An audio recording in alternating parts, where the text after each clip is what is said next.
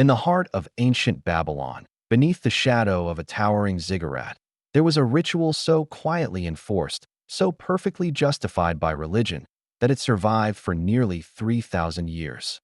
A ritual where devotion was measured in flesh and obedience was sealed in a single night with a stranger.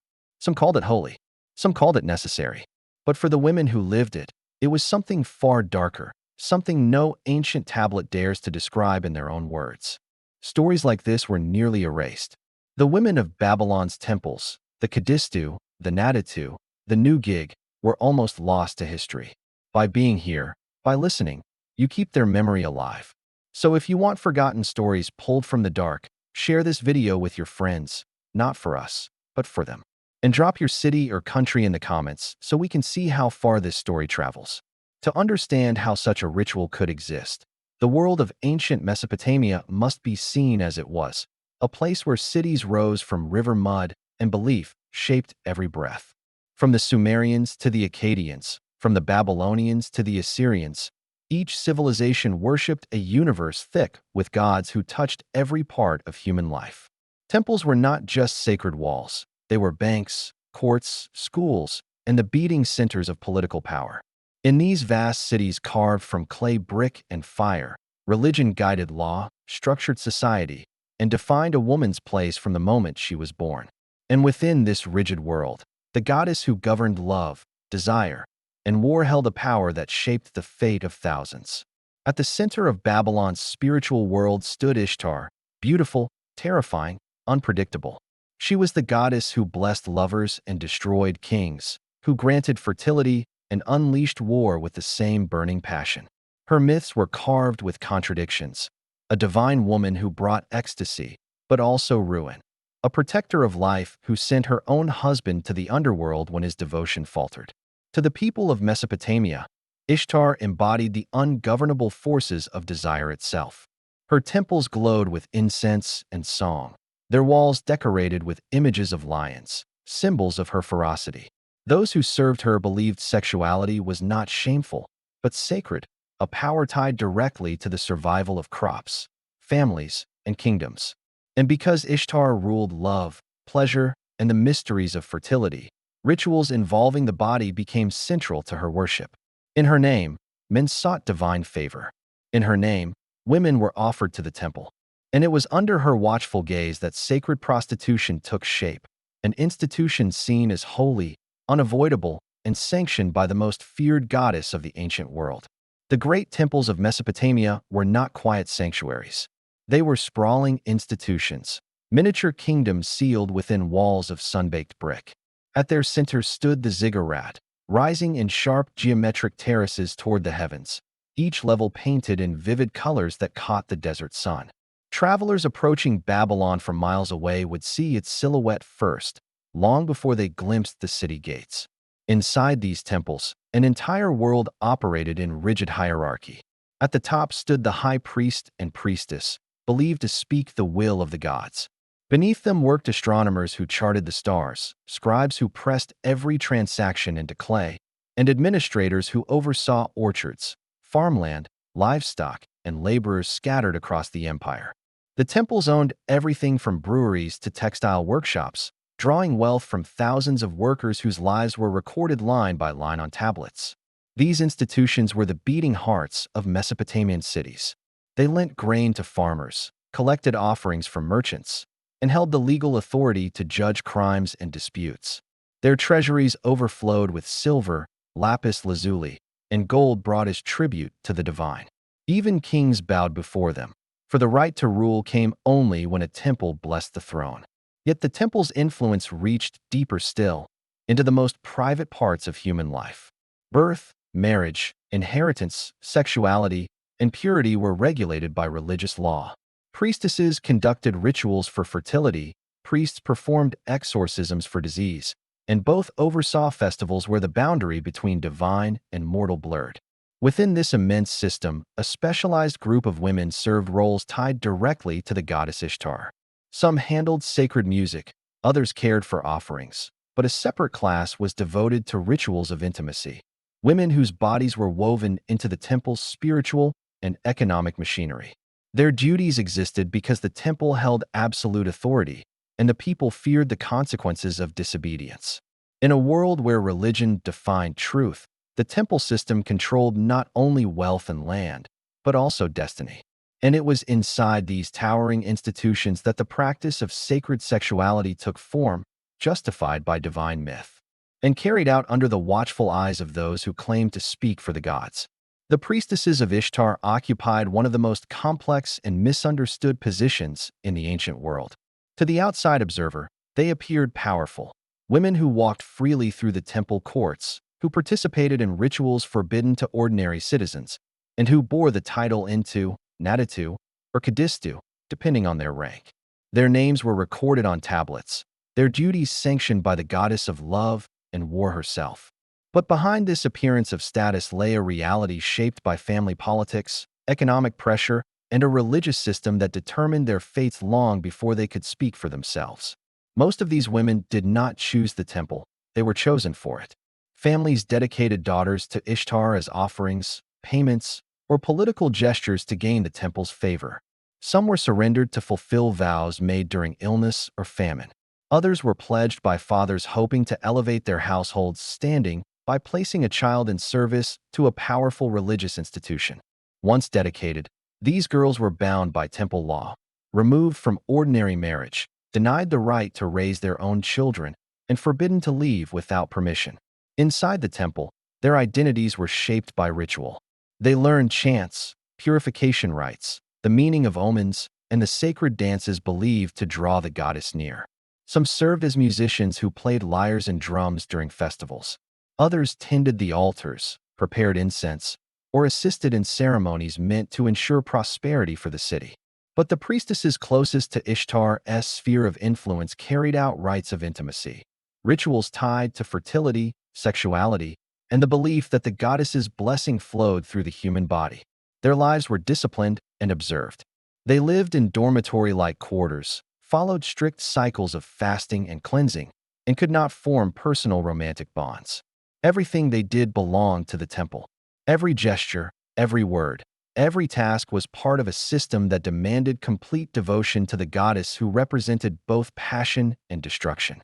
Though these women were often respected, the nature of their duties placed them at the center of a spiritual paradox. They were revered yet controlled, honored yet restricted, seen as vessels of the divine, yet treated as property of the religious elite. Some rose to influence. Others lived quietly within the temple walls, and many never saw life beyond the institution that claimed them as children.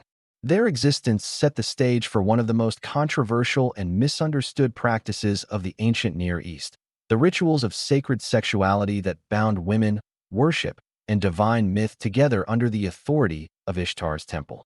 The rituals associated with Ishtar's worship formed the most debated, emotionally charged part of Mesopotamian religion. To the ancient mind, sexuality was not merely personal, it was cosmic. It echoed the cycles of crops, the flooding of rivers, the fertility of animals, the rise and fall of kingdoms. And because Ishtar governed both love and destruction, her rituals reflected the full spectrum of human vulnerability. Inside the temple, these ceremonies were framed as sacred acts meant to bridge the divide between mortals and the divine. Participants believed they were reenacting the mythic union between Ishtar and her consort Tammuz, an encounter said to renew the earth each year. The ritual, at least in theology, was not about pleasure but about maintaining the universe's balance. Every gesture, every prayer, every moment was choreographed to remind worshippers that life depended on the goddess's favor. But beneath this layer of spiritual symbolism lay human realities that were far more complicated. The women involved were often young and bound by temple law. They performed their roles not because they had chosen a spiritual path, but because their families or the religious authorities had chosen for them. Some served in designated chambers within the temple complex, where rituals were carried out during festivals, processions, or agricultural ceremonies. Others were summoned specifically for rites meant to bless soldiers before war or to ensure fertility before planting season.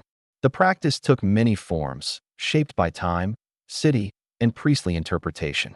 Some rituals were public, performed during festivals where crowds watched symbolic reenactments. Others were private, held in secluded rooms lit by oil lamps, supervised by priests who claimed to channel the goddess's will. In each case, the participants were told they were acting on behalf of an entire community, that their bodies were instruments through which divine power flowed. To a modern observer, these rites blur the line between devotion and exploitation. The temple's authority transformed intimate acts into religious obligations, and the women involved, though respected within the system, had little personal autonomy. Their lives were governed by cosmic justifications that masked very human power dynamics. Yet in the eyes of ancient worshippers, these rituals were essential. If the goddess was not honored, crops could fail, war could bring ruin, sickness could spread. Fear of divine wrath turned the practice into sacred duty, giving the temple enormous control over the most intimate parts of human life. The question that lingers across millennia is the same one scholars still debate today. Were these acts expressions of divine worship, or were they a way for powerful institutions to justify the control of women under the guise of religion? The participants in Ishtar's sacred rituals came from every corner of Mesopotamian society. Some arrived willingly, others reluctantly, and many simply obeyed what the temple declared necessary. The myth of the goddess touched every class, so the people who took part reflected the full spectrum of the ancient world. Pilgrims were the most common. They traveled from distant towns, dusty from the long road, carrying small offerings of grain, wool, or copper. Many came seeking healing, luck in marriage, or fertility after years of barrenness. For them, participating in a temple rite was seen as an exchange: give the goddess devotion, receive her blessing. Some believed their lives were cursed until they completed a ritual act of intimacy within the temple walls. Merchants and travelers also found themselves drawn in. The priests taught that Ishtar favored those who honored her before setting out on dangerous journeys. Sailors and caravan leaders often stopped at her temple to perform rites meant to ensure protection on the road. Their participation was less about devotion and more about survival in a world where the gods were thought to control every storm, theft, and misfortune. But the most politically charged participants were the elites. Kings, nobles, and high-ranking officials took part in ceremonies that symbolically united the ruler with the goddess herself.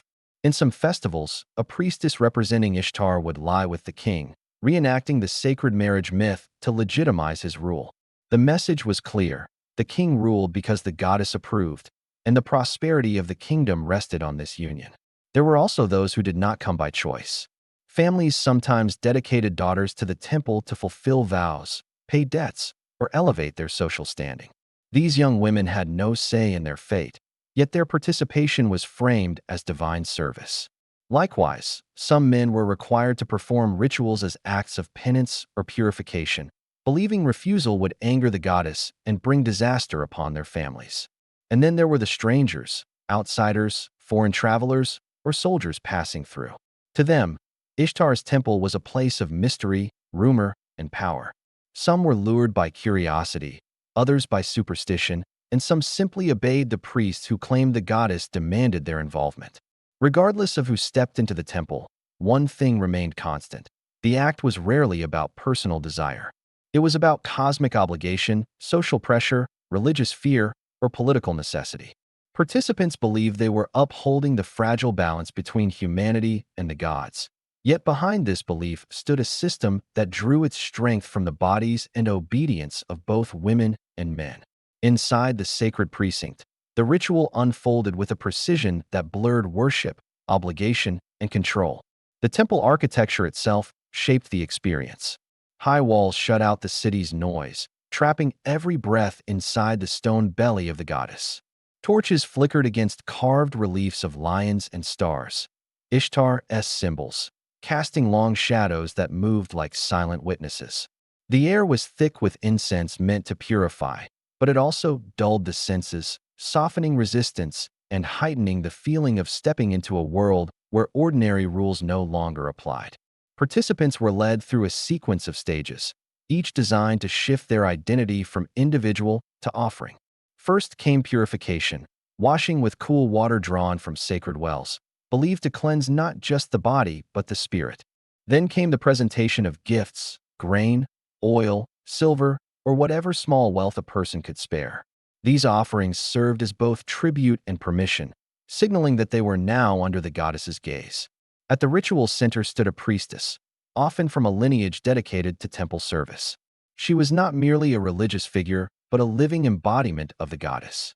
Her presence carried both authority and vulnerability, for her role demanded she navigate the expectations of worshippers, priests, and political elites. To many participants, approaching her felt like approaching divine judgment. The rite itself varied depending on purpose. Some sought fertility, believing union within the temple would invite the goddess to bless their bodies. Others faced rites meant to secure favor for a marriage, a business venture, or even an upcoming war. Kings performed symbolic unions to reinforce their divine right to rule, a political theater disguised as spirituality. In these versions, the priestess's role shifted from spiritual guide to legitimizing force, confirming the king's bond with the divine realm. For ordinary participants, the ritual was more intimate and far more ambiguous. The priests instructed them that their bodies were vessels through which Ishtar expressed her will.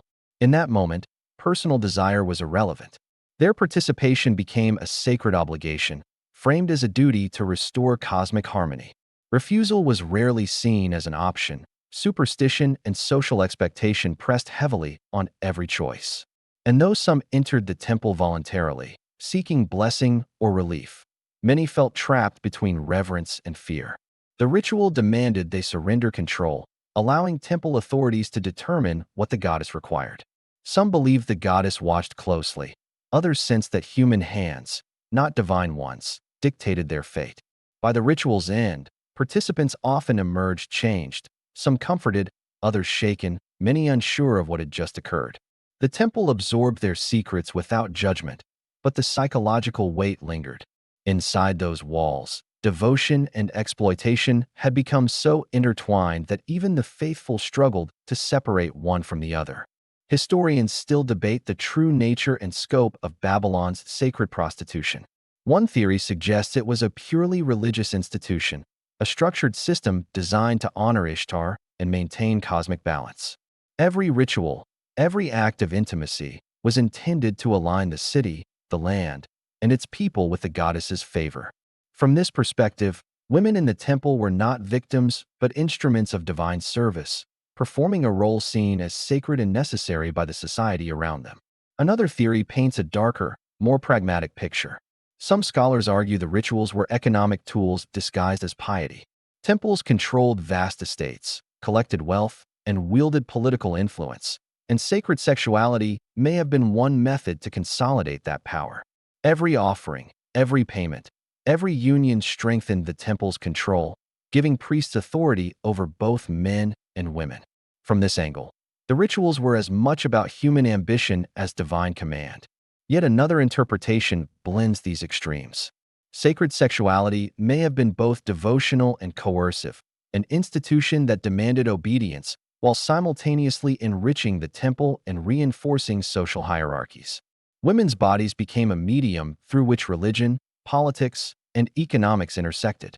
Some may have found meaning, even status, within the temple walls, while others endured a life of isolation, sexual labor, and subjugation. The evidence we have, clay tablets, legal codes, hymns, and Herodotus accounts, points to a system that was deeply human, shaped by fear, devotion, and necessity. The lines between sacred duty and exploitation blur. It is clear that the temple's power depended on compliance born of religious indoctrination, social expectation, and, in many cases, the absence of choice. Ultimately, the most haunting truth may lie between the extremes. The rituals were neither wholly empowering nor entirely benign. They were complex, morally ambiguous, and deeply tied to the structures of power that governed Babylon. In studying these women, we confront not just the past, but the enduring ways institutions can sanctify control and demand obedience, using belief, fear, and myth as their tools. Even centuries later, their stories challenge us. How much of devotion is choice, and how much is the weight of a system built to benefit everyone but those who live under it? The women of Babylon's temples, the Kadistu, the Nadītu, the New Gig, lived lives shaped by devotion, obligation, and control. Their names, their thoughts, their fears, and their desires are almost entirely lost to history. We know them only through the records of priests, the accounts of foreign travelers, and fragments of clay tablets that measure their actions but never their feelings. And yet, even in absence, their presence haunts the ruins of Mesopotamia, a reminder of what power can demand when cloaked in divinity. They were both revered and constrained, honored and exploited. Some may have risen to influence within the temple walls. Others were confined to a lifetime of ritual labor, isolated from families and society. Their lives reveal the human cost behind institutions that claim the moral authority to shape bodies and destinies. History has a habit of forgetting those who had no power to record themselves. Empires rise, religions shift, laws change, and yet a faint trace remains.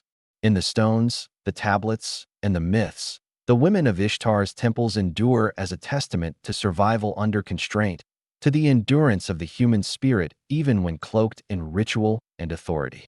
And because you are still here, listening, their voices, long silenced, echo again. Not fully restored, not perfectly understood, but remembered.